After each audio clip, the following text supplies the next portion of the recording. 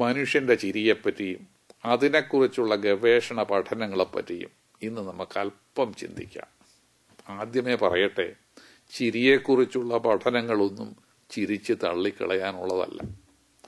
Laughter is the best medicine എന്ന ആശയം ആദ്യം പറഞ്ഞത് ജ്ഞാനികളിൽ ജ്ഞാനിയായ ശലോമോൻ രാജാവായിരുന്നു.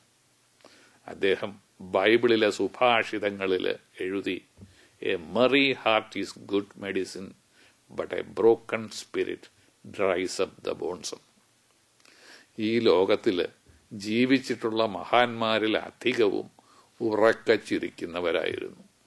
എന്നാൽ ഹിറ്റ്ലർ, മുസോളിനി പോലെയുള്ള നിഷ്ഠുരരായ ഏകാധിപതികൾ അധികം ചിരിക്കാത്തവരുമായിരുന്നു. മഹാത്മാഗാന്ധി തന്റെ ജീവിതത്തിന്റെ സായാഹ്ന സന്ധ്യകളിൽ പോലും ഫലിതം പറയുകയും നല്ല ഫലിതം കേട്ടാൽ തന്റെ പല്ലില്ലാത്ത മോണ കാട്ടി ഉറക്കച്ചിരിക്കുകയും ചെയ്യുമായിരുന്നുവെന്ന് അദ്ദേഹത്തിന്റെ ജീവചരിത്രകാരന്മാര് രേഖപ്പെടുത്തിയിട്ടുണ്ട്. യേശുക്രിസ്തു ചിരിക്കുമായിരുന്നോ? ക്രിസ്തു ചിരിക്കുന്ന പടമൊന്നും നമുക്കില്ലെങ്കിലും അദ്ദേഹവും ചിരിക്കുമായിരുന്നു എന്ന് തന്നെയാണ് എൻ്റെ ദൃഢമായ വിശ്വാസം. പരീശന്മാരോട് നിങ്ങളുടെ അരിപ്പയിലൂടെ ഒരു ചെറിയ ഈച്ച ചോർന്നു പോയാൽ നിങ്ങളതറിയും, എന്നാൽ ഒരു വലിയ ഒട്ടകം ചോർന്നു പോയാൽ അറിയില്ലെന്ന് പറയുമ്പോൾ യേശുവും അത് കേട്ടിരുന്നവരും ഒരുപോലെ ചിരിച്ചിരുന്നിരിക്കണം. എല്ലാ തവണയും പള്ളിയിൽ പോകുമ്പോൾ ദുഃഖവെള്ളിയാഴ്ച കയ്പ് നീര് ചുറുക്കാ കുടിച്ച ശേഷം എന്ന പോലെ മുഖം വീർപ്പിച്ച് മ്ലാനവതരായി നിൽക്കണമെന്ന് ദൈവം ആവശ്യപ്പെടുമെന്ന് എനിക്ക് തോന്നുന്നില്ല. മർത്തോമാ സഭയിലെ ക്രിസോസ്റ്റം തിരുമേനിയും ഓർത്തഡോക്സ് സഭയിലെ മക്കാറിയോസ് തിരുമേനിയും കത്തോലിക്ക സഭയിലെ കാർഡിനൽ പടിയറ പിതാവ് തുടങ്ങിയവരും ദൈവം തങ്ങളെ ചിരിപ്പിക്കാനും ചിരിയിലൂടെ മനുഷ്യരെ ചിന്തിപ്പിക്കാനും അനുവദിച്ചിരിക്കുന്നു എന്ന് വിശ്വസിച്ചിരുന്നവരാണ്.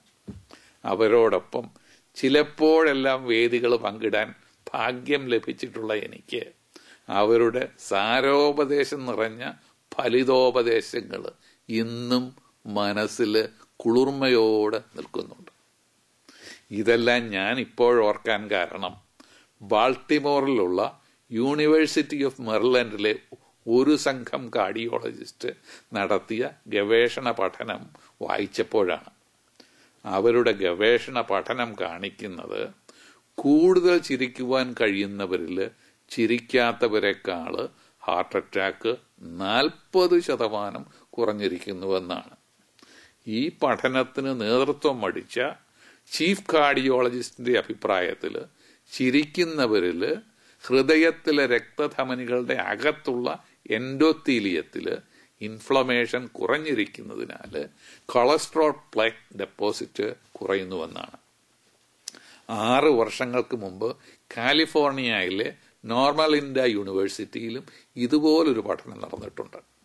അവിടുത്തെ പഠനം കാണിച്ചത് ചിരിക്കുന്നവരിൽ ബ്ലഡ് പ്രഷർ കുറഞ്ഞിരിക്കുന്നു, ഇമ്മ്യൂൺ സിസ്റ്റം കുറച്ചുകൂടി കാര്യക്ഷമമായി പ്രവർത്തിക്കുന്നു, ചിരിക്കുന്നവരിൽ രോഗാണുക്കളെ പ്രതിരോധിക്കുന്ന T സെൽസിന്റെ എണ്ണം താരതമ്യേന കൂടുതലാണ്.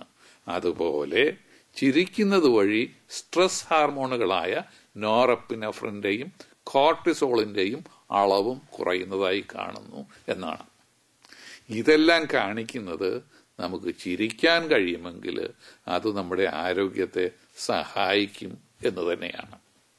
എന്നാൽ പലതരം ചിരികളുണ്ടല്ലോ. പൊട്ടിച്ചിരി, പൊള്ളച്ചിരി, പുഞ്ചിരി, വെടലച്ചിരി, കള്ളച്ചിരി തുടങ്ങി കൊലച്ചിരി വരെ. എല്ലാ ചിരികളും നമ്മളെ സഹായിക്കുമോ? എല്ലാ ചിരികളും ഒരുപോലെ സഹായിക്കുകയില്ലേ എന്ന് വേണം കരുതാൻ. 1970കളുടെ അവസാനത്തിൽ ചിക്കാഗോയിലെ ഒരു സീനിയർ ഡോക്ടർ എന്നോട് പറഞ്ഞിട്ടുള്ള ഒരു കഥ ഇപ്പോഴോർമ്മയിൽ വരുന്നു. ടെലിവിഷനിൽ ചിരിയുടെ ഒരു മൊത്ത വ്യാപാരിയായിരുന്നല്ലോ റെഡ് ഫോക്സ് എന്ന നടന്. പലരും ഓർക്കുന്നുണ്ടാകും. ടെലിവിഷൻ അമേരിക്കയിൽ വ്യാപകമാകുന്നതിന് മുമ്പ് 1950ലും 1960കളിലും റേഡിയോയിൽ കൂടിയാണ് അമേരിക്കയിൽ റെഡ് ഫോക്സിനെ കേട്ട് അമേരിക്കക്കാർ ചിരിക്കാൻ തുടങ്ങിയത്. റേഡിയോയിൽ കൂടി ആയിരുന്നതിനാൽ അക്കാലത്ത് അമേരിക്കക്കാർക്ക് റെഡ് ഫോക്സിനെ പറ്റി മുഖപരിചയമില്ലായിരുന്നു. റെഡ് ഫോക്സിന്റെ യഥാർത്ഥ പേര് വില്യം സാൻഫോർഡ് എന്നായിരുന്നു. നമ്മുടെ അബ്ദുൽ ഖാദർ പ്രേം നസീർ ആയതുപോലെ, മുഹമ്മദ് കുട്ടി മമ്മൂട്ടി ആയതുപോലെ വില്യം സാൻഫോർഡ് റെഡ് ഫോക്സ് ആയി എന്ന് പേര് സ്വീകരിച്ചു. ഒരിക്കൽ റെഡ് ഫോക്സ് എന്ന വില്യം സാൻഫോർഡ് എന്ന യഥാർത്ഥ പേരിൽ തന്നെ നമ്മുടെ ഡോക്ടറെ കാണുവാനെത്തി. രോഗിയുടെ കംപ്ലൈൻസ് ഉറങ്ങാൻ പറ്റുന്നില്ല, എപ്പോഴും ടെൻഷനും മനോവ്യഥയും ആണ് എന്നൊക്കെയായിരുന്നു. രോഗവിവരങ്ങളെല്ലാം കേട്ട ശേഷം നമ്മുടെ ഡോക്ടർ ഒരു നെർവ് പിൽസ് കുടിച്ചു കൊടുത്തു.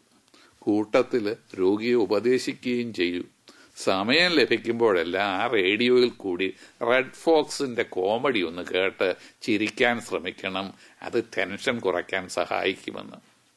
രോഗി പറഞ്ഞു, ഡോക്ടർ, ആ റെഡ് ഫോക്സ് തന്നെയാണ് രോഗിയായി അങ്ങയുടെ മുന്നിൽ ഇപ്പോൾ ഇരിക്കുന്ന ഞാനെന്ന്. മറ്റേത് ചിരിയേക്കാളും ഹൃദയം തുറന്നുള്ള ചിരിയായിരിക്കും ഹൃദയത്തിന് പ്രയോജനപ്പെടുന്നത്.